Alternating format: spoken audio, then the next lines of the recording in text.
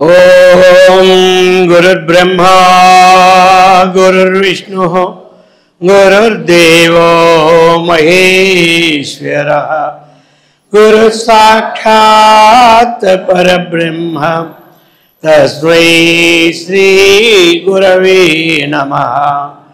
ఓం శంకరం శంకరాచార్యం కేశవం బాదరాయణం సూత్రభాష్యే కృతౌ వందే భగవంతౌ పునః పునః. ఓం యుక్తాహార వికారాయ వివిక్తస్థలవాసిని మలయాలయతీంద్రాయ బ్రహ్మనిష్టాయ తే నమః. ఓం కృష్ణం కమలపత్రాక్షం పుణ్యశ్రవణకీర్తనం వాసుదేవం జగద్యోనిం నౌమి నారాయణం హరిం.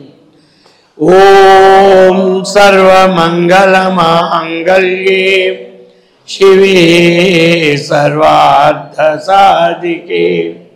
శరణ్యే త్రయంబకే గౌరీ నారాయణి నమోస్తుతే.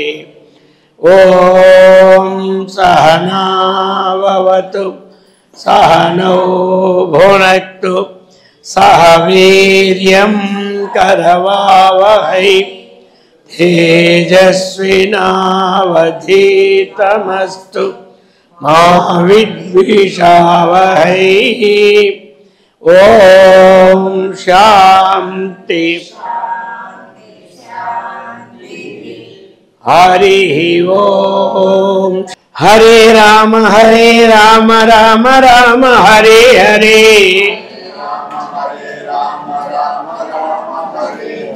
హరే కృష్ణ కృష్ణ కృష్ణ హరే హరే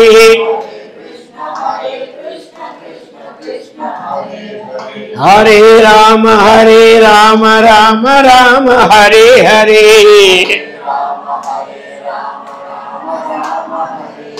హరే కృష్ణ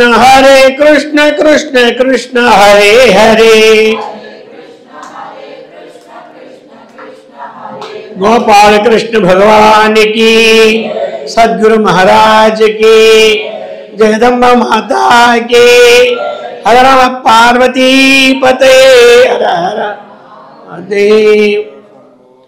पवित्रात्म स्वरूपुలకు ప్రియాత్మ బంధువులారా, అపరోక్షానుభూతి శంకరాచార్యులు రచించిన అపరోక్షానుభూతి. ఇందులో నిన్న మనం విచారేణ వినా అన్య సాధనై జ్ఞానం నోత్పద్యతే అనుకున్నాం. జ్ఞానము కలగాలంటే విచారణ ముఖ్య అవసరం. వంట వండాలంటే అగ్ని ముఖ్య అవసరం. అయితే ఆ విచారణ ఎలా చేయాలి, దాని స్వరూపాన్ని ఇప్పుడు 12వ శ్లోకంలో చెప్తూ ఉన్నారు. ఆ విచారణ ఎలా చేయాలి అన్నది. కోహం కథమిదం జాతం కో వై కర్తా అస్య విద్యతే ఉపాదానం కిమస్తిహ విచారః సోయమీదృశః. కోహం కథమిదం జాతం కో వై అస్య కర్తా అస్య విద్యతే ఉపాదానం కిమస్తిహ విచారః సోయమీదృశః. ఈ విధంగా చెప్తూ ఉన్నారు మనకి విచారణ చెయ్యమని. ఈ విచారణ ఎవరికి వారు రోజు ఈ ప్రశ్నలు వేసుకుంటున్నారు. 3 పూటలు ఇలా 3 పూటలు భోజనం చేస్తామో అర్థమైంది కదా. 3 పూటలు కూడా ఈ ప్రశ్నలో వేసుకోవాలి. కోహం అహం కహ.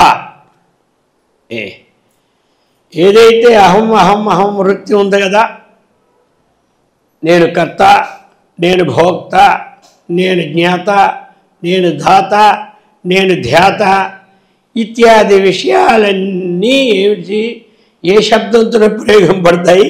అహం శబ్దం చేత ప్రయోగింపబడతాయి. అందుచేత ఈ అహం అహం అహం అనే మన బుద్ధికి ఏమి విషయమైనటువంటి నేను ఎవడను, అసలు నేను ఎవడను. బుద్ధిలో ఈ వృత్తి నిరంతర ప్రవాహంగా ప్రతి వారికి ఉంటూనే ఉంటుంది. ఏ వృత్తులు ఆగిపోయినా అహం వృత్తి మాత్రం ఆగదు.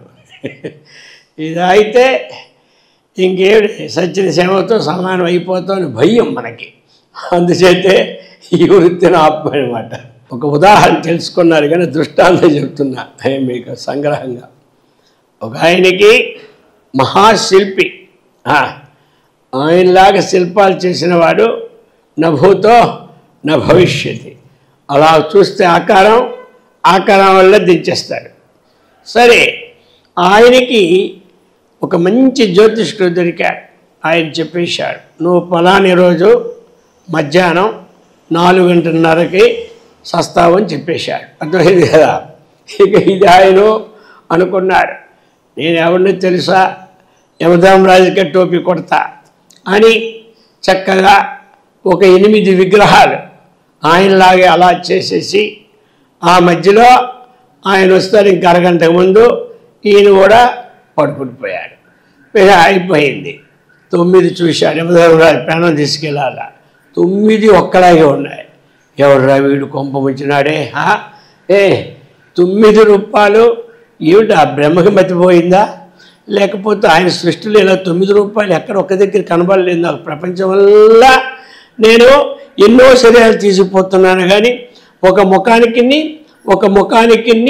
ఏదో ఒక తేడా ఉంటుంది. ఇన్ని వేల కోట్లలో ప్రపంచ సృష్టి చూసారా, ఇన్ని వేల కోట్లలో ఒకడి ముఖము అచ్చంగా ఒకరికి చూడడం లేదు. అది వాడే అనుకోని దగ్గరికి వెళ్తే వాడు కాదు, అదనమాట. కొంచెం తేడా ఉంటుంది, గోబైనా తేడా ఉంటుంది, ముక్కైనా తేడా ఉంటుంది, బొగ్గలైనా తేడా ఉంటాయి. వీరికి ఏ తేడా లేదు. అప్పుడు శతకోటి దరిద్రాలకి అనంతకోటి ఉపాయాలు అనమాట. ఇక వెంటనే యమధర్మరాజు, ఆయన ఆలోచన లేనివాడు, ఆయన బ్రహ్మజ్ఞాని. యమధర్మరాజు దేవేంద్రుడు కూడా అటువంటి జ్ఞానం లేదు, కానీ యమధర్మరాజుకు ఉన్నటువంటి జ్ఞానం అమోఘమైన జ్ఞానం అనమాట. అంత జ్ఞానం ఉండబట్టే ఆ నచికేతసుడికి బ్రహ్మాండమైనటువంటి విద్యని బోధించారు. అప్పుడు ఆలోచించాడు, ఎవడో కానీ అన్నీ బాగా చేశాడు కానీ ఒక్కటి మాత్రం మర్చిపోయాడు అన్నాడు. ఈ చేసేవాడికి అహం వృత్తి ఉంది కదా, నేను ఎక్కడ మర్చిపోయాను చెప్పవా అన్నాడు. ఈడు అసలుడు అనుకున్నాడు. అవన్నీ కదలేదు, ఈడు అసలుడు. అర్థమైంది కదా. ఈయన పట్టుకుపోయాడు. ఆ వృత్తి ఆగనివ్వదు, అహం వృత్తి. మరి ఈ అహం వృత్తి కోహం, ఇటువంటి అహం బుద్ధికి విషయమైనటువంటి నేను ఎవరిను అసలు మాటికి నేనని సస్తున్నానే, పుట్టి నుంచి సచ్చిందాకా ఈ భావన వస్తుందంటే అసలు నేను ఎవరిను అన్నటువంటిది ప్రశ్న వేసుకోవాలి. అది అంటున్నాడు.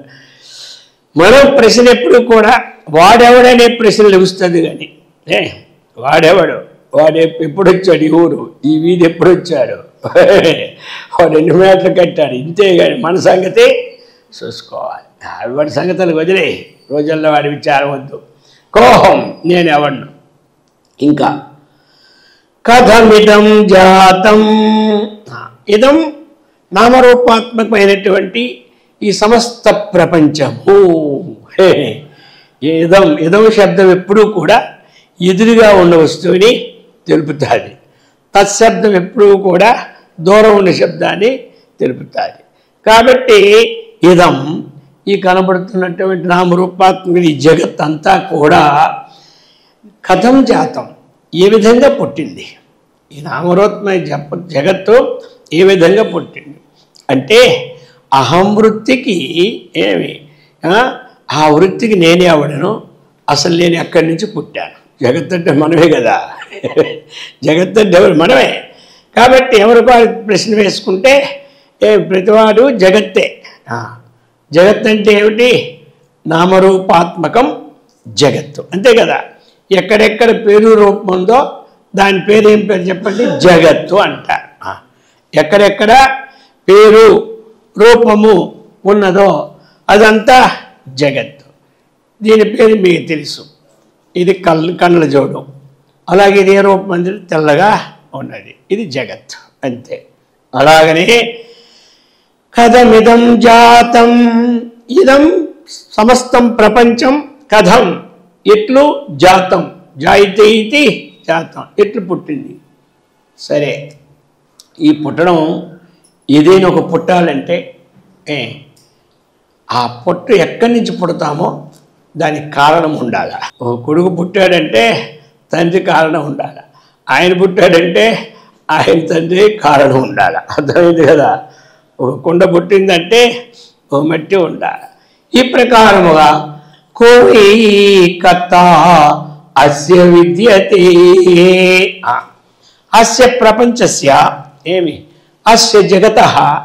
కాబట్టి ఈ ఉద్భవించినటువంటి ఈ ప్రపంచమునకు అస్య, కాబట్టి ఇటువంటి ప్రపంచమునకు కర్త కహ విద్యతే, దీనికి కర్త ఎవడే ఉన్నాడు? కర్త ఏదైనా సరే ఉత్పత్తి అయిందంటే దానికి ఒక కర్త ఉండాలి, లేకపోతే ఉత్పత్తి అవుతుందా? ఒక ఫ్యాక్టరీలో ఎన్నో ఉత్పత్తి చేస్తూ ఉన్నా ఆ ఉత్పత్తి చేసేదానికి ఎవడో ఒకడు ఉండద్దా? లేకపోతే అలా ఉత్పత్తి అయిపోతాయా? ఉండాలి వాడు. అలాగనే ఈ జగత్తుకి అస్య కర్త కో విద్యతే, ఎవడే ఉన్నాడు? ఇక ఉపాదానం కిమస్తిహ, ఉపాదానం కిమస్తిహ, ఇహ ఈ అస్మిన్ ప్రపంచం ఉత్పత్తి కావడానికి, ఇహ అంటే ఈ లోకం అన్నమాట. అముత్ర అంటే పరలోకం, ఇహ అంటే ఈ లోకం ఉత్పత్తి కావడానికి ఒక ఉపాదానం ఎవరు? ప్రతి వస్తువు ఉత్పత్తి కావాలంటే ఉపాదాన కారణం ఉండాలి. అది ఉపాదానం అంటే ఏమిటంటే, మనకి కుండ చెయ్యాలంటే మట్టి అవసరం. ఆ మట్టిని ఏమంటారు? ఉపాదాన కారణం. ఉపాదాన కారణం అది. మట్టి యొక్క ఉపాదాన కారణము నుండి ఘటం అనే కార్యము ఉత్పత్తి అయింది. అలాగనే ఈ జగత్ అనే కార్యానికి ఉపాదాన కారణం ఎవరు అని విచారణ. ఇది ఎవరు? ఇది ఈ విచారణ అంతా స్వయం విచారణ. తన యొక్క స్వరూపం, తన దేహం, నేను ఎవడ్ను, ఈ పనులు నేనే చేస్తున్నాను కదా, అసలు నేను ఎవడ్ను, అసలు నేను ఎక్కడి నుంచి వచ్చాను, అసలు నేను రావడానికి ఎవడు కర్త? ముందు జగత్ సంగతాలు ఉంచండి, ముందు తనకు తాను వేసుకోవాలా. నేను రావడానికి ఎవడు కర్త? ఇప్పుడు నేను ఇక్కడ పుట్టడానికి మా తల్లిదండ్రుల కర్తని ఒప్పుకుంటాం, వాళ్ళు పుట్టడానికి వాళ్ళ తల్లిదండ్రులు. అలాగే మొదట పుట్టే కర్త ఎవరు అన్నటువంటి విచారణ చేసుకోవాలి. కానీ అంతవరకు చేస్తాం మనం. ఎక్కడైనా కాశీలో పిండాలు పెట్టాలంటే 3 తాతల్ని గుర్తుపెట్టుకుంటాం. మీ తాత ఎవడు, వాడి తాత ఎవడు, వాడి తాతలు అడుగుతున్నాడు. అంతకన్నా తాతలను ఆయన కూడా అడగడు. అలాగడిగితే కొంచెం జ్ఞానమైన కలుగుడు మనకి, తాతలు ఎక్కడి నుంచి వచ్చారని. కాబట్టి అది ఉపాదానం కిమస్తిహ సోయం విచార ఈదృశ. అయా ఇటువంటి విచారం కర్తవ్యం, విచారణ చేయమన్నాడు. విచారేణ వినా అన్ని సాధనే హి జ్ఞానం నోత్పద్యతే. నేను అనుకున్న విచారణ లేకుండా ఆత్మజ్ఞానం కలగదు. మరి ఆ విచారణే మనకు ఆత్మజ్ఞానం కలగాలంటే ఎలాంటి విచారణ చేయాలి? చక్కని విచారణ లేని వద్దనం, అవన్నీ ఉపకారాలే. కానీ తన విచారణ తాను చెయ్యాలి. లోకంలో 190 మంది ఇతర విచారణలు, ఇతర ఇతిహాస విచారణలతోనే తృప్తి పొందుతున్నారు. కానీ ఈ ఇతిహాసాలన్నీ రావడానికి కారణం ఏమిటి? మరి ఈ వ్యక్తులందరినీ రావడానికి కారణం విచారించే వాళ్ళు 100కి 1 ఉండడం అరుదు. అర్థమైంది కదా? దగ్గరవన్నీ ఇటువంటి ఇతిహాసాల విచారణలతోనే జీవిత గమ్యం గడిచిపోతూ ఉన్నది. ఆ విచారణ చెయ్యాలి, కానీ తన విచారణ జరగాలి. అందుకు చెప్తున్నారు, కోహం నేనెవడను, కథమిదం జాతం నేను ఎలా పుట్టాను, ఈ ప్రపంచం ఎలా పుట్టింది, అస్య కర్త కో విద్యతే దీనికి కర్త కారణభూతుడు ఎవరు కారణం. ఆ విధంగా ఒక ఉపాదాన కామం కిమస్తి విచార సోయమీదృశ అని ఈ 12వ శ్లోకంలో ప్రశ్నల వర్షము మనకి ఏమి కురిపించారన్నమాట. మొత్తం మనకి ఎన్ని ఉన్నాయి? ఇందులో 4 ప్రశ్నలు ఉన్నాయి. ఇందులో 4 ప్రశ్నలు. అది ఇక చెప్తున్నారు విచారణ విషయం. 13వ మంత్రంలో నాహం భూతగణో దేహో నాహం చక్షగణస్తదా హేతద్విలక్షణః కశ్చిద్విచారః సోయమీదృశః నాహం భూతగణో దేహః నాహం చ అక్షగణస్తదా ఏతద్విలక్షణః కశ్చిత్ విచారః సోయమీదృశః. ఇందా చెప్పాను, కోహం నేనెవడను. అర్థమైంది కదా? అంటే ఇప్పుడు చెప్తున్నాడు, అహం భూతగణో దేహ నాస్తి. భూతగణ దేహాన్ని నేను కాదు. గణము అంటే సమూహం అనుకున్నాం మనం. భూతగణాలన్నీ 5: ఆకాశము, వాయువు, అగ్ని, జలము, పృథ్వీ, భూమి. ఇదే భూతగణం. అర్థమైంది కదా? ఇంకెక్కడ కాదు, ఎక్కడో భూతాలు దెయ్యాలు గణం కాదు ఇది. అర్థమైందా? ఇది ఎక్కడో భూతాలు దెయ్యాలో గణం కాదు. ఈ భూతాలే వదిలించుకుంటే ఈ భూతాల స్వరూపం తెలుసుకుంటే ఏ భూతం రాదు మన దగ్గరికి.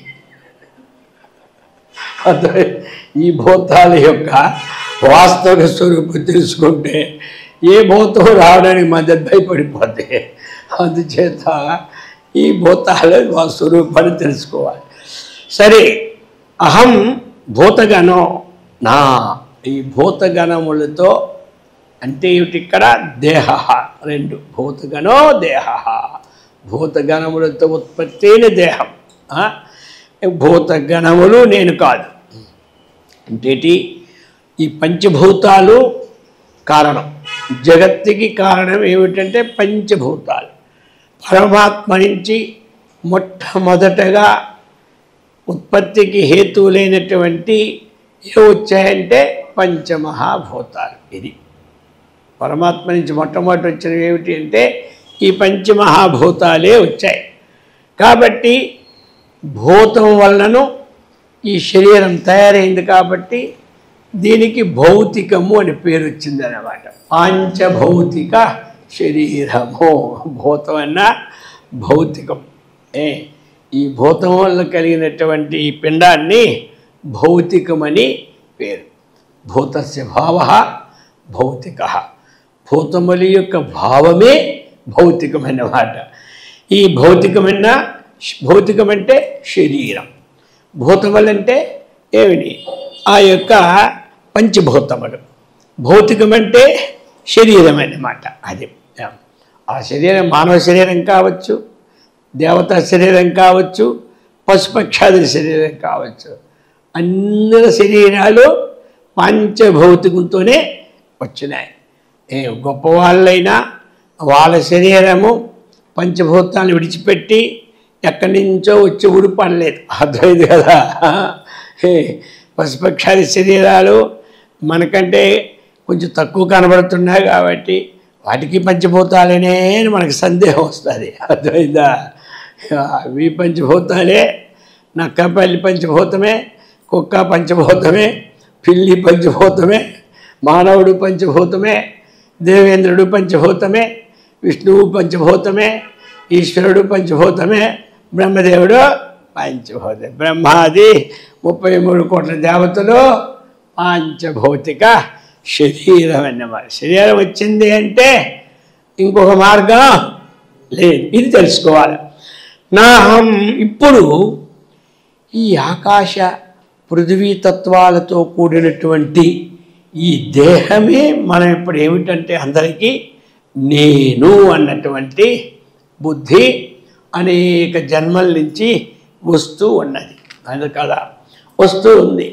అందుచేత ఇది విచారణ చేసిన వారికి తెలుస్తుంది. అహం కహ, నేను ఎవరినని విచారణ చేసిన వాడికే అర్థం అవుతుంది. అందుచేత చెప్తున్నారు ఇక్కడ, ఈ ఏది సృష్టికి హేతుభూతములైనటువంటి పంచభూతాలు ఉన్నాయో ఆ పంచభూతములు నేను కాను. ఇది రావాలి. పంచభూతాలేవి ఆకాశం వస్తుంది, అది అవకాశం ఇచ్చింది ఇంట్లో. ఇది నేనా, నాకంటే భిన్నముగా ఉంది. నేనైతే నేను వెళ్ళిపోతున్నప్పుడు నాతో వస్తుండాలి. ఇది రాదు. ఆకాశంలో తిరుగుతుంటాం. బయటికి వెళ్ళిన ఆకాశమే, ఇంట్లోకి వచ్చిన ఆకాశమే. బయటికి వెళ్తే మహాకాశం, ఇంట్లోకి వస్తే గృహాకాశం. ఇంతే తేడా. మొత్తం మీద ఆకాశము ఉంటూనే ఉంటాయి. ఈ ఆకాశం నేనే అంటే కాదు. గాలి పీల్చుకోకపోతే ఇంకేముంది, రామ్ నామ్ సత్య అంటారు. అర్థమైంది కదా. మరి ఈ గాలి నేనా అంటే ఈ గాలి ఏమిటి? ఇది కూడా మహాగాలి ఉంది, సామాన్య గాలి ఉంది, మధ్యమ రకం గాలి ఉంది. ఆ మహాగాలి వచ్చిందంటే మొత్తం చెట్లే నిరిగిపోతాయి. ఆ మధ్యమ గాలి వీస్తేనే హాయిగా ఉంటుంది. ఈ గాలి వెళ్ళొస్తేనే ఈ ప్రాణం నడుస్తుంది. ఈ 3 గాలులు కూడా ఆ వాయు స్వరూపం నేను కాదు.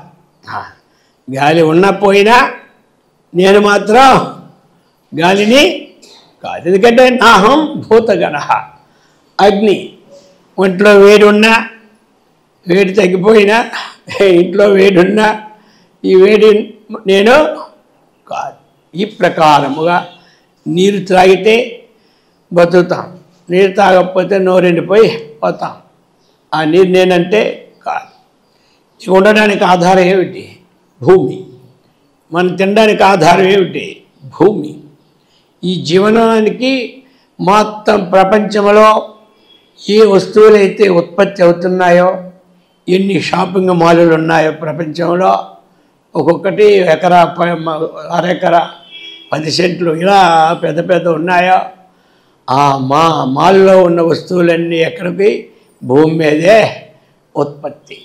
ఎంత ఉత్పత్తి అయినా ఆ భూమి నేను కాదు. ఈ విచారణ చేయమన్నాడు. కాబట్టి నాహం భూతగణ, పంచభూతాలు నేను కాదు. అయితే సమస్త వస్తువులు పంచభూతముల వల్లే ఉత్పత్తి అవుతాయి. సమస్త వస్తువులు కూడా పంచభూతాల వల్లే ఉత్పత్తి అవుతాయి. ఏది, ఏ చెట్టుకి ఏ పండు కావాలన్నా అది పంచభూత సహకారం ఉండాలి. ఈ శరీరం కావాలన్నా పంచభూతాల సహకారం వల్లనే మనకు కలుగుతుంది. చెట్టు పుట్టింది, ఆ చెట్టుకి భూమి ఉండాలి, ఆ చెట్టుకి నీరు ఉండాలి. ఆ చెట్టుకి సూర్యరశ్మి లేదనుకోండి, అది గోయిందా 4 రోజులకి ఎండి చేస్తుంది. అది అందుచేత దానికి అది ఉండాలి, ఆ చెట్టుకి వేడి ఉండాలి. ఆ చెట్టుకి చక్కనైనటువంటి ఆ నీళ్ళు అలాగ పెట్టినవి ఒక 15 రోజుల వరకు ఆ నీళ్ళు అలా ఉన్నాయనుకోండి, ఆ లోపల కూలిపోయి వస్తాయి ఏడ్లన్నీ. అందుచేత అది ఆరించడానికి గాలి కూడా ఉండాలి. ఆ చెట్టు లోనకి వెళ్ళాలి అంటే, అది వికసించాలంటే మధ్యలో ఆకాశవేగంగా ఉండాలి ఆ ఖాళీలు. అలాగనే మనకు కూడా ఆ పంచభూతముల యొక్క తత్వాలతో సప్తధాతువులు ఉత్పత్తి అయినాయన్నమాట. కాబట్టి ఇలాగా భూతగణో దేహ, భూతగణముల ద్వారా ఉత్పత్తి అయినటువంటి దేహము అహం నేను కాదు. ఇది విచారణ రావాలి. ఇంకా విచారణ నాహం చ అక్షగణస్తథా. అక్షగణం ఏదో ఒక ఇంద్రియాన్ని మొదటి ఇచ్చాడు, అర్థమైంది కదా. శ్రోత్రం అంటే శ్రోత్రగణం, అక్షం అంటే కన్ను మొదటిచ్చాడు. ఇక్కడ కొన్ని దగ్గర ఏమిటి శ్రోత్రాది గణం అంటాడు. శ్రోత్ర, త్వక్కు, చక్షు, జిహ్వ, ఘ్రాణం. ఇక్కడ ఏమిటి ఇచ్చాడు మొట్టమొదట చ నాహంచ, అక్కడికి విడదీయాలి. అక్షగణ. అక్షగ అంటే నేత్రాది పంచ జ్ఞానేంద్రియములు ఏ గణం ఉందో, అలాగనే వాగాది పంచ కర్మేంద్రియాల గణం ఏది ఉందో, ఈ 10 ఇంద్రియాలు నేను కాదు, ఇది అన్నమాట. అర్థమైంది కదా. అది ఈ 10 ఇంద్రియాలు అక్షగణం అంటే ఏమిటి సమూహం. ఆ సమూహంలో ఇంద్రియ సమూహంలో కానీ మనస్సును కలుపుకుంటే ఒక దెబ్బగా అంతఃకరణం కలుపుకున్నాం అనుకో మొత్తం పోతుంది అన్నమాట. ఇలాంటి ఇంద్రియాలు నేను కాదని చెప్పి అంతఃకరణానికి ఉన్నటువంటివి తర్వాత నేను కావాలి అనుకోవాలి. ఇది మనస్సు కానీ బుద్ధి కానీ చిత్తం కానీ వీటన్నిటికీ కర్తృత్వ అహంకారం కానీ. అది ఇప్పుడు చెప్తున్నారు. నాహం భూతగణో దేహ నాహం చ అక్షగణస్తథా ఏతద్విలక్షణః కశ్చితో విచారః. ఈ అన్నిటికంటే కశ్చిత్ విలక్షణః, ఎవడో ఒకడు ఉంటాడు. అర్థమైందా. ఈ అన్నిటికంటేనే కశ్చిత్ అంటే ఒకనొకడు, విలక్షణ. విలక్షణ అంటే వేరుగా ఎవరున్నాడు. అది సోయమీదృశ. ఇవి నేను కాదు, ఇవి నేను కాదు అన్నప్పుడు వీటికంటే విలక్షణుడు ఒకడు ఉంటాడు కదా. అది ఈ ప్రకారమైన విచారణ చేయమన్నారు. ఈ ప్రకారముగా చేస్తూ ఇక ఇప్పుడు చెప్తున్నారన్నమాట. ఈ జగత్తు ఏమి పుట్టడాన్ని ఉద్భవించినందుకానికి అక్కడ ఏం చెప్పారు, ఈ విధంగా చెప్పి అస్య కర్త ఏమి, దీనికి కర్త ఎవరు, ఈ జగత్తుకి ఉత్పత్తి కారణం ఏమిటి. మొదటి ప్రశ్న కోహం, రెండవ ప్రశ్న కథమిదం జాతం, ఇది ఉత్పత్తి ఎక్కడి నుంచి వచ్చింది, మూడవది ఏమిటి దీనికి కర్త ఎవరు.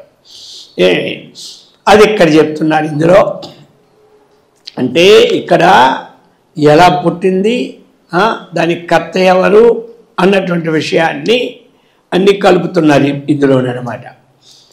ఇక అజ్ఞానాత్తు ప్రభవం సర్వం జ్ఞానేన ప్రవిలీయతే సంకల్పో వివిధ కర్త విచారః సోయమీదృశః. ఆ విచారణ అన్నది ఈ విధంగా చేయాలి, విచారణ ఈ విధంగా చేయాలని చెప్తూ ఉన్నాడు.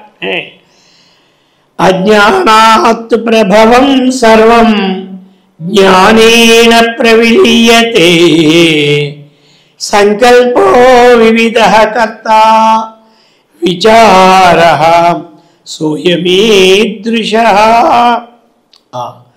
సర్వం ఇదం సర్వం, ఈ సమస్త జగత్తు ఏమి ఎక్కడి నుంచి పుట్టినది అనంటే అజ్ఞానాత్ ప్రభవం.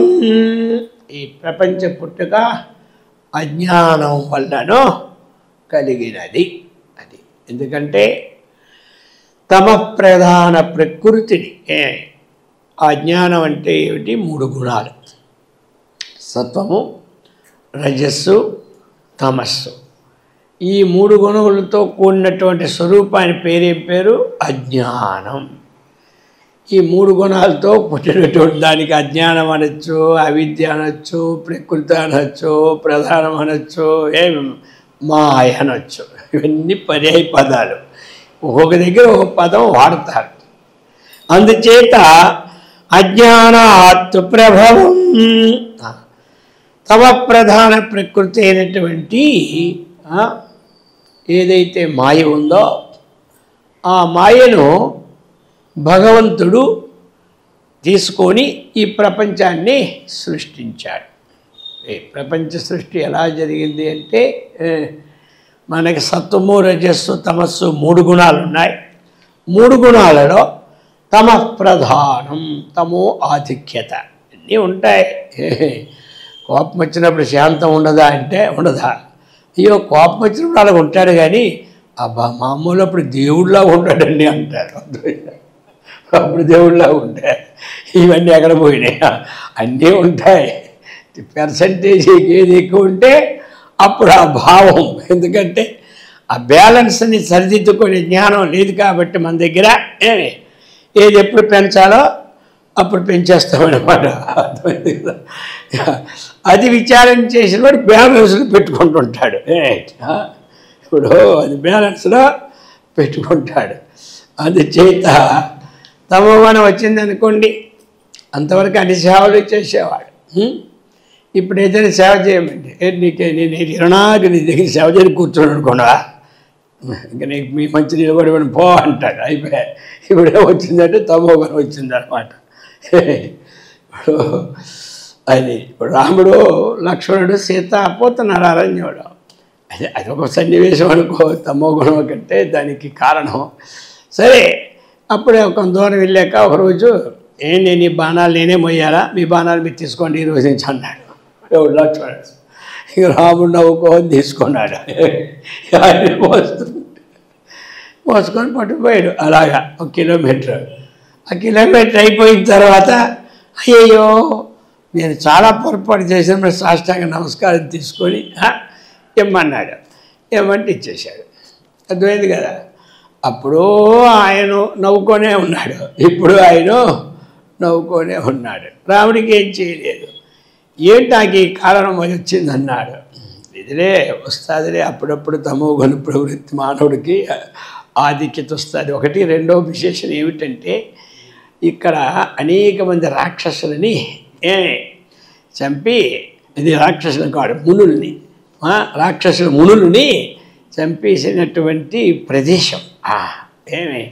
అందుచేత అనేక మంది నష్టపోయిన ప్రదేశం. అటువంటి ప్రదేశంలో అడుగు పెట్టేటప్పుడు నీకు వికారం కలిగి తీసుకోమన్నామని చెప్పాడు. అర్థమైంది కదా? ఆ ప్రదేశం దాటిపోయి కానీ మళ్ళీ నహించేసామన్నాడు. అందుకనే స్థలమహాత్యం అంటారు. అర్థమైంది కదా?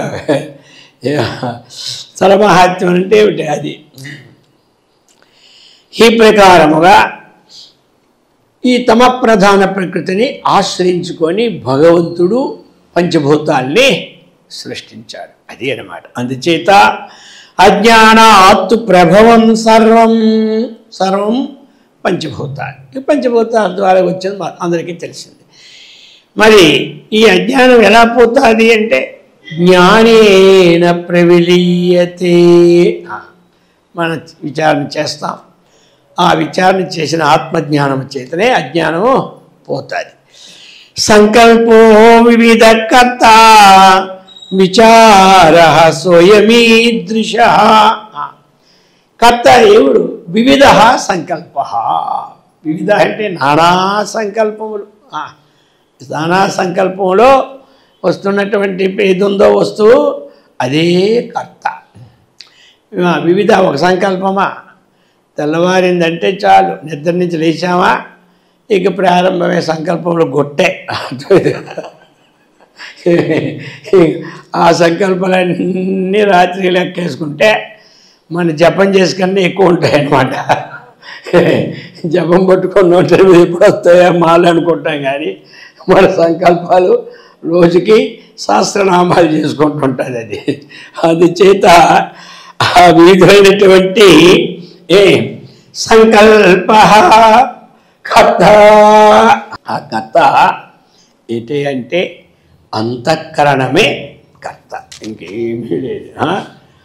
కాబట్టి అంతఃకరణ పరిణామం ఎందుకు అనుకోవాలి అంటే అంతఃకరణం ఒకటే కదా. అదేమిటి? వృత్తి భేదాత్తు 4 విధాలు. మీ అందరికీ తెలిసిందే. ఎవరైనా తెలియని వాళ్ళు ఉంటే మళ్ళీ నేర్చుకుంటారు. ముఖానికి చెప్పడానికి ఏం లేదా.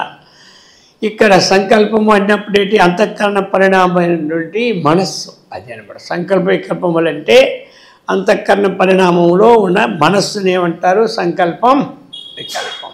అదేనయ్యా కర్త. ఇక్కడ అర్థమైంది కదా, దీనికి కర్త, అదే కర్త. ఎవరయ్యా ఈ ప్రపంచ సృష్టికి కర్త అంటే సంకల్పమే కర్త. సంకల్పమే కర్త. కాబట్టి మరి సంకల్పమే కర్త అయితే పరమాత్మ కర్త కాదా? అర్థమైంది కదా, పరమాత్మయే కర్త, కానీ కర్త అనే పదం ఆయన గుర్తించదు. ఏమి ఎప్పుడైతే తమ ప్రధాన ప్రకృతి మాయని తీసుకున్నాడో అప్పుడు ఏకోహం బహుశ్యాయాం ప్రజాయ అన్నటువంటి సంకల్పం కలిగిందనమాట. అర్థమైంది కదా. అందుకని అది అంతఃకరణ వృత్తి అన్నమాట. ఈ అంతఃకరణ వృత్తి ఏమిటి? సంకల్పము, అదే వికల్పమన్న మనస్సే. సంకల్ప వికల్పాత్మం మనస్సు అనమాట. నిశ్చయాత్మికం బుద్ధి అనమాట. అదే చింతన చిత్తం అనమాట. ఆ వృత్తిని కర్త అంటాం. నా అహం కర్త వృత్తిని కర్త. అందుచేత ఈ అంతఃకరణ పరిణామంలో అంతఃకరణమునందు మరి జడము కదా, జడము కర్తగా భాషించడానికి వీలు పడదు. అర్థమైంది? ఇక్కడే వచ్చింది అల్లరంతన్న. దాటితేనే మన వేదాంతం ఉన్నట్టు, అది గోవింద అయిపోయినట్టు. అందుచేత అంతఃకరణము జడమైతే జడమైన వస్తువు ఎప్పుడు కర్త కాదు, చేతన వస్తువే కర్త అవ్వాలి. కాబట్టి పరమాత్మ యొక్క ఛాయ అంతఃకరణం నుండి ప్రతిఫలించినప్పుడు ఆ అంతఃకరణం పనిచేయడానికి ఉపయోగమైంది. కాబట్టి ఇప్పుడు ఆ సిమ్ము, అంతఃకరణం అనేది ఏమిటి? ఒక సిమ్ అనమాట. సిమ్ పని చేయాలంటే టవరు ఉండవలసినదే. కానీ టవర్ వచ్చి దీని మీద కూర్చోదు. ఆ టవర్ ఎక్కడో పెడతాడు, అది వచ్చి ఇక్కడ కూర్చుంటుంది సిమ్ మీద వచ్చి. ఇది ఒక సిమ్ అని, దానికి ఒకే సిమ్ అయితే ఆ టవర్ వచ్చి కూర్చోవచ్చు. కొన్ని వందల సిమ్లు ఉంటాయి. దాని యొక్క తరంగాలు ఈ సిమ్ మీద పడి ఏ విధంగా వికాసాన్ని సిమ్ పొంది ఆ సిమ్లో ఉన్నటువంటి గుణగణాలన్నీ కూడా మనకు ప్రకటితం అవుతూ ఉన్నాయో అలాగా పరమాత్మ యొక్క ఛాయ అర్థమైందే. ఆ తరంగాలు గ్రహించే శక్తి ఒక్క అంతఃకరణకే ఉంది. ఆ యొక్క ఏదైతే మన టవరేజ్ ఉందో దాని శక్తిని గ్రహించేది ఈ పుస్తకానికి లేదు. ఎందుకెందుకు? సిమ్ వేయకపోతే సెల్లకు కూడా లేదు. అర్థమైందా? అలాగే ఈ దేహానికి కూడా అది గ్రహించే శక్తి తక్కువ. అందుకని అక్కడ పడేటప్పుడు ఆ భావం, ఆ ఛాయ దీనికి సంబంధపడేటప్పుడు ఈ వృత్తి అంతఃకరణ వృత్తులే కర్త రూపంలో ఉంటున్నాయి. అస్య కోవై అస్య కర్త, దీనికి కర్త ఎవరు? అది ఆ యొక్క అంతఃకరణం అవచ్ఛిన్నమైనటువంటిది. కాసేపు చెప్పుకోవాలంటే జీవుడు కర్త అని చెప్పుకోవాలి. అందాక ఏం చెప్పుకోవాలి? జీవుడు కర్తని. కొంత మళ్ళీ చేయగది పోతుంది. ప్రస్తుతానికి ఏదో పెట్టుకోవాలి కదా, అందాక ఇలా పెట్టుకోవే, తర్వాత నీ సంగతి చూస్తానంటాడు. అర్థమైందా? అది ఆ ప్రకారంగా ఇక్కడ కర్త అంతఃకరణ పరిణామమే కర్త. అది ఈ ప్రకారముగా ఏతద్విలక్షణ. ఏతద్విలక్షణ, ఏతద్దంటే ఏమిటి? ఈ భూతేంద్రియ గణానికి, ఈ అక్షగణానికి, ఈ దేహానికి విలక్షణమైనటువంటి కశ్చిత్తు ఈదృశ ఒకడు ఉన్నాడు. అతడెవరు? మనం తెలుసుకోవాలి. ఇది విచార. ఇటువంటి విచారమే విచారం. ఇదే జ్ఞాన సాధకం, జ్ఞానబోధకం, జ్ఞానామృతం. ఈ సాధనలోనే కలుగుతాయి. ఈ ప్రకారముగా చెప్తూ ఉన్నారు ఇక్కడ. అజ్ఞానాత్తు ప్రభవం సర్వం జ్ఞానేన ప్రవిలీయతే సంకల్ప వివిధ కర్త విచార సోయమీదృశ. ఈ విధంగా విచారణ చేయమన్నారు. చెప్పి ఇప్పుడు చెప్తున్నారు దీనికి ఇక ఇప్పుడు ఏం చెప్పబోతూ ఉన్నారు అంటే ఉపాదానం. అహం కోహం అనే దానికి సమాధానం ఇచ్చారు. కథమిదం జాతం అంటే ఇదంతా కూడా అజ్ఞానించే పుట్టిందని చెప్పారు. కర్త ఎవరంటే ఈ యొక్క అంతఃకరణ పరిణామమే కర్త అని షార్ట్ కట్లో అన్నీ చెప్పాం కదా, షార్ట్ కట్. ఇప్పుడు ఉపాదానం కిమస్తి, ఇక్కడ ఉన్నటువంటి 4వ ప్రశ్నకి ఇక్కడ ఇప్పుడు మనకి సమాధానం ఇస్తూ ఉన్నారు. ఇక ఏతయోర్యదుపాదానమేకం సూక్ష్మం సత్వవ్యయం యదా వా మృద్ఘటాదీనాం విచారస్వయమీదృశః. అయ్యా ఉపాదానం ఇంకో దగ్గర ఎక్కడ లేదు, అర్థమైందా? ఇప్పుడు మీకు చెప్పించాము 2 విషయాలు ఏమిటి, ఒకటి అజ్ఞానము, 2 సంకల్పం. యాతయోహో అంటే ద్వితీయ విభక్తి అన్నమాట. ఎత్తు ఇది యాతయోహో ఈ రెండింటికి ఉపాదానం, ఈ రెండే ఉపాదానం. ఈ జగత్ సృష్టికి ఉపాదాన కారణం ఏమిటి అంటే ఒకటి అజ్ఞానం, 2 కర్త సంకల్పం, ఈ 2 అది. కాబట్టి ఏతయో యదుపాదానం, ఇది ఉపాదానం. మరి ప్రపంచంలో ఉపాదాన కారణం ఉంటుంది, లేకపోతే పని అవ్వదు. పుట్టి ఉపాదానంతో కూడా అవ్వదు. పుట్టి మట్టి ఉంటే పని అవుతుందా? పని కాదు. కానీ ఆ మట్టిని చేసేవాడు ఒకడు ఉండాలి, మట్టి కుండని చేసేవాడు ఒకడు ఉండాలి. ఆ కుండ చేసేవాడు ఎవరు? కుమ్మరి అన్నమాట. అర్థమైందా? మనం కుండ చేసేవాడు ఒక పేరు పెట్టుకున్నాం, అది కుండ చేసేవాడి పేరు కుమ్మరి. ఈ కుమ్మరి ఎవరు? నిమిత్త కారణం. ఉపాదాన కారణం మట్టి, నిమిత్త కారణం కుమ్మరి. లోకములో ఉపాదాన కారణము భిన్నముగా ఉంటుంది, నిమిత్త కారణము భిన్నంగా ఉంటాయి. కార్యోత్పత్తికి కారణాలు 2 లోకములో. కార్యోత్పత్తికి కారణాలు 2. కార్యం అంటే ఏమిటి? కనబడుతున్నది కార్యం.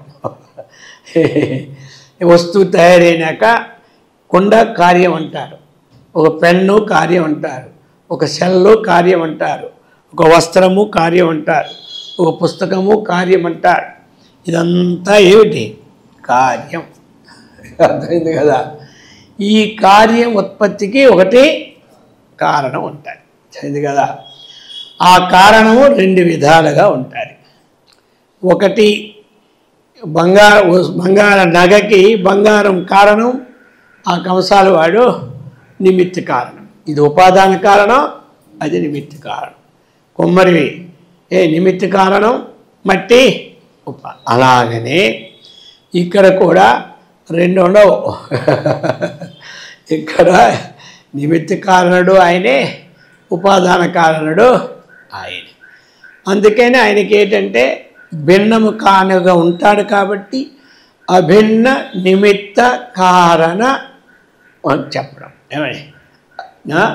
అభిన్న నిమిత్త కారణుడు, అది అన్నమాట. భిన్న నిమిత్తం అంటే 2, కుండ వేరు, మట్టి వేరు, కుమ్మరివాడు వేరు. అభిన్నం అంటే ఒక్కడే. దానికి ఇంకా ముందుకు వస్తాయనుకో, ఇక్కడ ఉపాదానానికి లింక్ కావాలి కాబట్టి చెప్పాను. అది ఇప్పుడు అభిన్న నిమిత్తోపాదాన కారణుడు.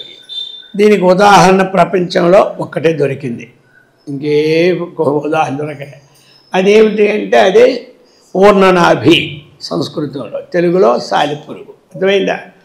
సాలిపురుగు దారాన్ని ఉత్పత్తి చేస్తుంది, గూడు అల్లుతుంది.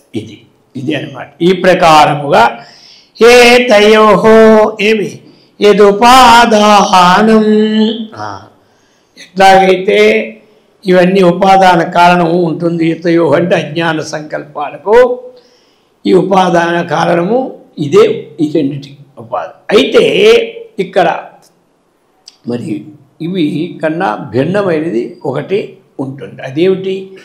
ఏకం సూక్ష్మం సత్ అవ్యయం.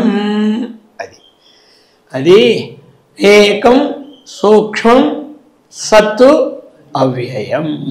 ఇది అన్నమాట. ఏకం. ఇప్పుడు ఉపాదాన కారణాలు రెండు ఉన్నా ఇదేమిటి? ఏకం. ఏకం సత్తు. సత్ అనేది ఇప్పుడు ఒక్కటే. విప్రాహ బహుధా వదంతి. పండితులు అనేక రకాలుగా చెప్తూ ఉంటుంటారు పండితులు. కాబట్టి సత్తు మాత్రం ఏకం సత్తు. ఏకం అంటే ఏమిటి? మనకి ఏకం అంటే ఒకటి. రెండు అర్థాలు దానికి. ఏకం వస్తూనే ఉంటుంది అన్ని దగ్గరలో కూడా. ఏకం అంటే రెండవది లేనిది, ఇది ఒక అర్థం అంతే. ఏకం అంటే రెండవది లేనిది, ఉన్నది ఒక్కటే. ఇంకా ఏకం అంటే ఏమిటి? సజాతీయ విజాతీయ. ఏమి సజాతీయము లేదు, విజాతీయము లేదు. స్వగత భేదము ఉండదు. సజాతీయము ఉండదు, విజాతీయము ఉండదు, స్వగత భేదము కూడా ఉండదు. సజాతీయం అంటే తనకు సమానమైన వస్తువు లోకంలో ఇంకొకటి ఉండదు. విజాతీయము అంటే తనకంటే భిన్నమైనది ఇంకా లోకంలో లేనిది. స్వగత భేదము అంటే ఈ అవయవాలు శరీరానికి ఎలాగున్నాయో అలాగా దానికి ఇంకో భేదము లేనటువంటిది. ఏకం నిత్యం విమలమచలం అని పాడుతుంటాం. ఇది ఏకం. ఇంకా ఎలాంటిది? ఇది సూక్ష్మమైనటువంటిది. ఈ సూక్ష్మం అంటే అణువు అన్నమాట. అణురణీయాన్. అణువు కంటే అణువైనటువంటిది. అణువే మనకు కనబడదు, దానికంటే ఇది సూక్ష్మమైన. దానికంటే సూక్ష్మం ఐదు కాబట్టే బుద్ధిగ్రాహ్యం అతీంద్రియం. భగవద్గీత ఏం చెప్పింది? అతీంద్రియం, ఇంద్రియములకు గోచరము కానటువంటిది. ఇంద్రియాలకు గోచరం కానటువంటిది అది అన్నమాట. అది దాన్ని ఇంద్రియాలకి గోచరమైనవన్నీ స్థూలాలు అంటారు.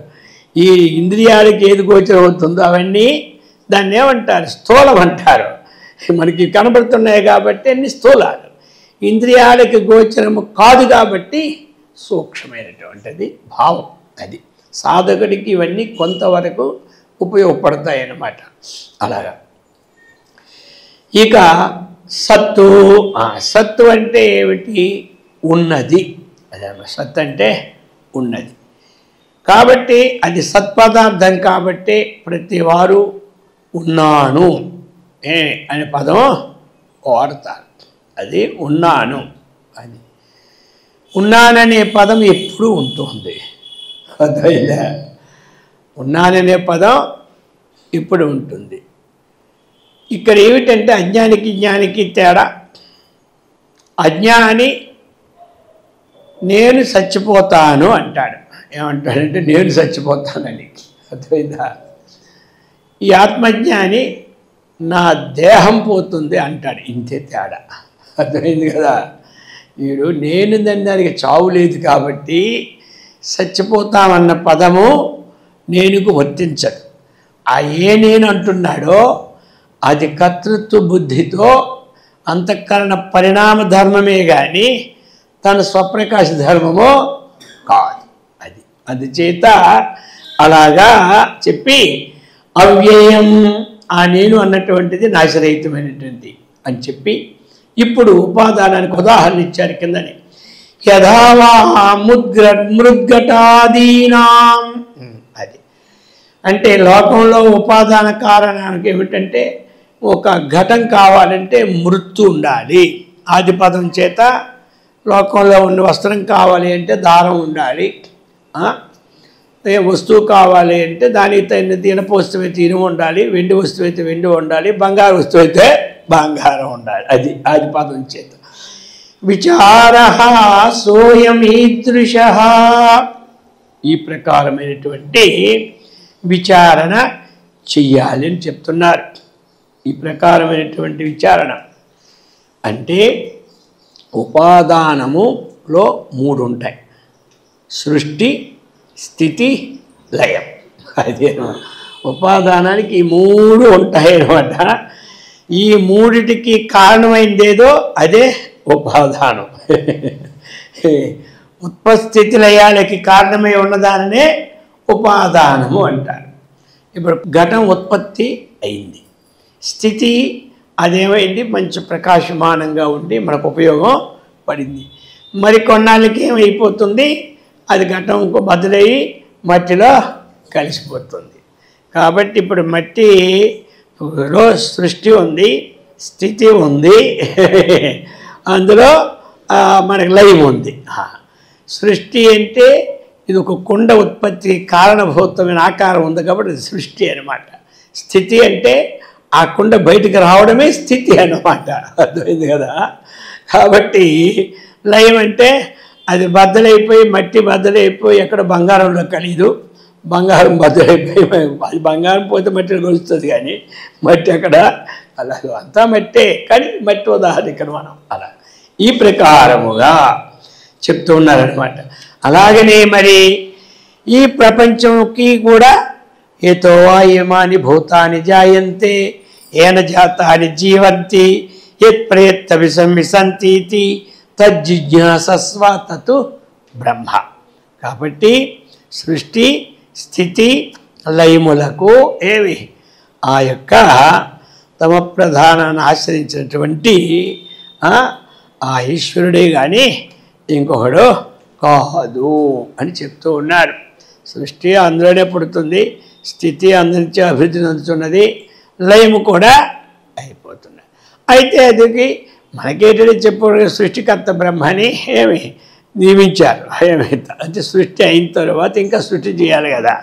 ఆ దానికి మళ్ళీ ఎట్లాగో ఎక్కువ తక్కువ ఇస్తే ధర్మ సంస్థాపనార్థాయ సంభవామి యుగే, క్షీణించిపోకుండా అభివృద్ధికి ఒక మనిషిని పెట్టాడు, అదంతా లయం చేసుకో ఒక మనిషిని పెట్టాడు. ఈ ప్రకారముగా అది.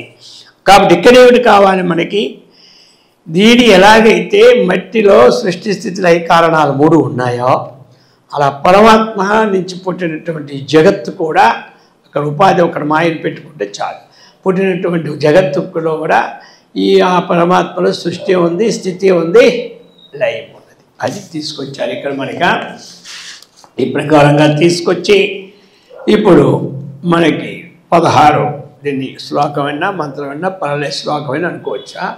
ఇది 16 శ్లోకంలో అహమేకోపి సూక్ష్మశ్చ జ్ఞాతా సాక్షి సథవ్యయః తదహం నాత్ర సందేహః విచారః సోయమీదృశః.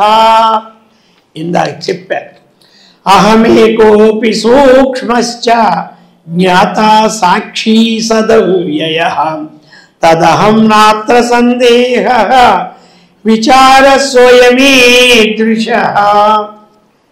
ఇంచుమించు పూర్వశ్లోకము ఈ శ్లోకంలో భావాలు ఉంటాయి. ఒక సాక్షి ఒకటే మారింది ఏమంటారు, మారి కింద ఉందన్నమాట అక్కడ విశేషం.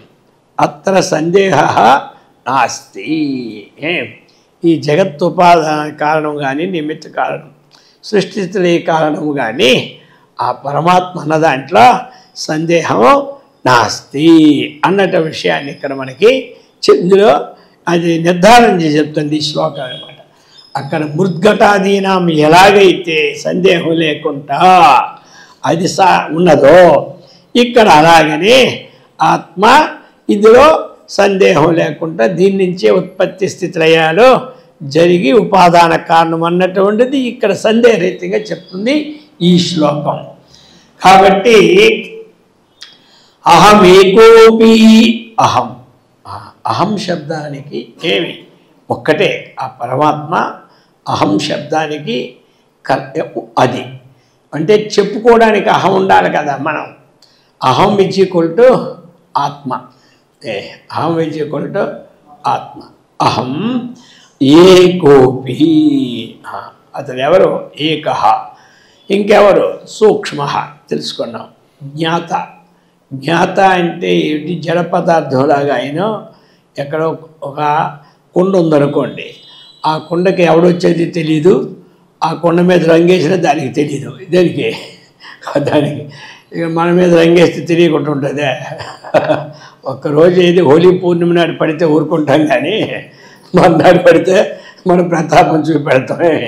అందుచేత ఆ ప్రకారముగా జ్ఞాత అన్నమాట. మనం ప్రతి ఆ పరమాత్మ జ్ఞాత. అన్ని జ్ఞాత అంటే అన్నీ తెలుసుకున్నవాడినే అంటారు. జ్ఞాత అంటే తెలుసుకునేవాడు. జ్ఞేయము అంటే ఇక్కడ జ్ఞేయం రాలేదనుకో చెప్తున్నాను. జ్ఞేయం అంటే తెలుసుకోదగినది. జ్ఞానం అంటే ఈ రెండింటికి ఉన్న సంబంధమే జ్ఞానము. సరే, జ్ఞాత ఇక్కడ సాక్షి అన్నమాట. సాక్షి పదం అది. నేను దైవ సాక్షిగా ప్రమాణం చేసి చెప్తున్నాను అంటాడు. అర్థమైందా? ఇప్పుడు అన్నీ ప్రపంచంలో వ్యవహారం నడుస్తుంది దేని మీద? సాక్షి మీదే ఆధారం. సాక్షులు ఎవడు రాకపోతే కేసు కొట్టి పారేస్తాడు. అర్థమైంది కదా? అందుచేత మరి ఇక మనం చేసే పనులకి సాక్షి.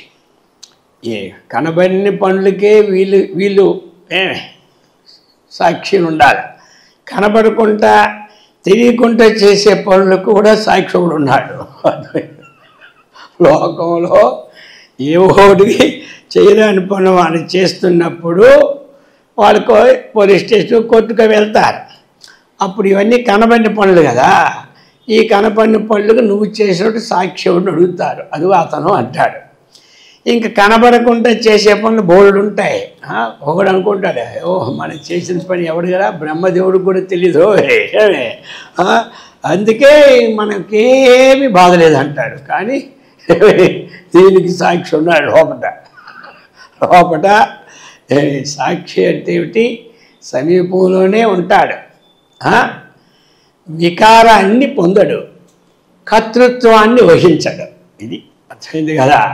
సాక్షి సమీపంలో ఉంటాడు, వికారాన్ని పొందడు, కర్తృత్వాన్ని వహించడు. అది ఇటు ఏమంటారు? సాక్షి అంటారు. అంటే అకర్తృత్వే సతి ద్రష్టృత్వం సాక్షిత్వం. అకర్తృత్వే సతి, కర్తృత్వరహితముగా ఉండి స్పష్టంగా చూసిన వాడిని ఏమంటారు? సాక్షి అంటారు. మరి వాళ్ళిద్దరూ ఏదో కింద మీద పడుతున్నాడు. వీడెళ్ళి ఒకటి దెబ్బేసినాడు, వీడి సాక్షి అవుతాడా? వీడికి ఇంకోటి సాక్షి ఉంటాడు. మళ్ళీ నేను సాక్షి అంటే వాడు ఒప్పుకోడు. సాక్షికే ఉండాలి, చూస్తూ ఉండాలి, వికారం లేకుండా ఉండాలి. వీడు రెండు కొడితే బాగున్నాయమనే భావం, కర్తృత్వం ఉండకూడదు. వాళ్ళు లేకుండా ఉన్నవాడు సాక్షి అన్నమాట. అలాగా మనం చేసే పనులు చూస్తూ ఉంటాడు ఆయన. కొంతమంది అంటారు, ఆ లోపటే భగవంతుడు ఉన్నాడు కదా, వద్దని చెప్పిస్తూ దంట తెగిపోను కదా అంటుంటారు.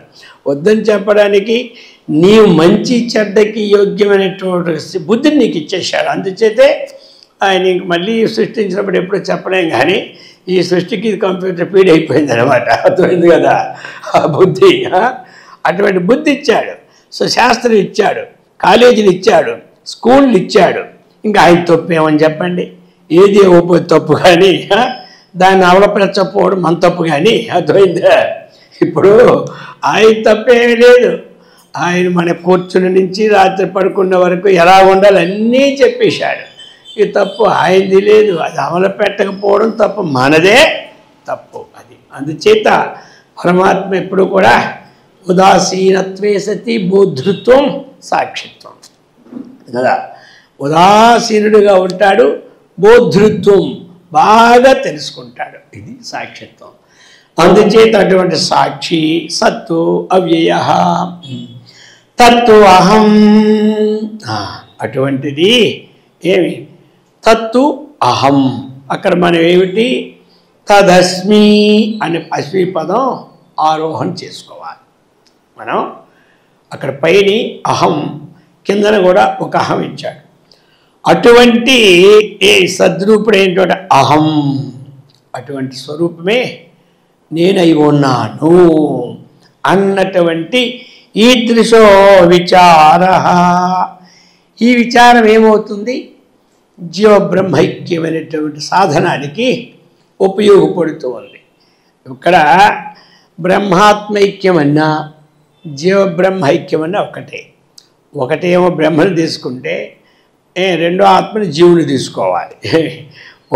ముందు జీవుని తీసుకుంటే తర్వాత బ్రహ్మను తీసుకోవాలి. మీకు పుస్తకంలో బ్రహ్మాత్మైక్య సాధనముగా ఉన్నది అన్నారు కదా. బ్రహ్మాత్మైక్యం అంటే బ్రహ్మ ఒకటి ఆత్మ రెండు ఉన్నాయా? మనం వాడుతున్నాం కాబట్టి ఒకటి జీవాత్మ ఒకటి పరమాత్మ బ్రహ్మ. అది ఈ విధముగా చెబుతూ ఉన్నారు. అందుచేత దీన్ని చెప్పారు. ఇప్పుడు విచారణ మనకి చాలా అవసరం. అందుకనే మనం ఏం చేస్తున్నాము, రోజు విచారణ వదులుకుంటా పెట్టుకుంటున్నాం. ఎంతమంది అట్రాని మన 365 రోజుల్లో వచ్చినంతమంది వాసుదేవుడు రోజు రావాలంటే అందరికి ఎన్ని పనులు ఉంటాయి, ఏదో ఒకటి. అందుకనే ఈ చాతుర్మాసాలు ఎందుకు పెట్టుకోవడము అంటే, వచ్చినప్పుడు అందరూ 2 మాసాలు ఉండాలంటే ఉండలేరు. సరే ఏదో జరుగుతుందో 4 రోజులు వెళ్ళి వచ్చేద్దాంలే, స్వామీజీ ఇంత పిలిచిన తర్వాత వెళ్ళకపోతే బాగుండదు కదని ఒక 4 రోజులైనా వస్తారు. 2 మాసాల చేత మామూలు 7 రోజులు పెట్టి 4 రోజుల్లో రావాలనుకుంటే గవాళ్ళని ఫోన్ ఇచ్చి వెళ్ళిపోతారు. అయ్యో 7 రోజులు రావాలనుకోలేదు, కుదరలేదు స్వామీజీ అంటారు. అర్థమైందా? ఇప్పుడు 2 నెలలు కాబట్టి కుదరలేదు అనడానికి కూడా పర్లేదు. ఏదో అమెరికా వెళ్ళిపోతే 6 మాసాలు ఉంటుంది, దాని సంగతి వేరు. కానీ ఇలాగా ఎవరికో 4 ముక్కలైనా పడి ఈ తత్వం పొందడానికే 4 మాసాలు పెడతారు. సరే అది కూడా మనం కంప్యూటర్ కూడా అన్నీ షార్ట్ కట్టే కదా ఏమంటారు, ఇంకా అది 2 మాసాలు ముందు పెట్టుకొని దీన్ని అభ్యాసం చేస్తే చక్కనైనటువంటి ఆత్మజ్ఞానం కలుగుతూ ఉన్నది. ఈ విధమైనటువంటి విచారం ఉండాలి. ఇంతకంటే ఇంకా గొప్పది ఏమిటి అన్నటువంటి విషయాలన్నీ కూడా ఇంకా రేపటి నుంచి 17వ మంత్రం నుంచి ప్రారంభం అవుతాయి. కాబట్టి మరి అందరూ కూడా ఈ విచారణ చేసుకుంటూ, ఈ విచారణకి సాక్షినైనటువంటి నిత్యశుద్ధ బుద్ధ ముక్త భావన చేసుకుంటూ సత్కర్మనిష్ఠులమై భగవద్భక్తులమై ఆత్మవిజ్ఞాన సంపన్నులమై ఆయురారోగ్య ఐశ్వర్యవంతులై అందరూ బ్రహ్మానందముతో విరాజలినట్లు ఆ యొక్క ఆచార్యుల వారు అమ్మవారు అందరికీ సదా రక్షించుగాక. ఓం సహనావతు సహనౌ భునక్తు సహ వీర్యం కరవావహై తేజస్వినావధీతమస్తు మా విద్విషావహై.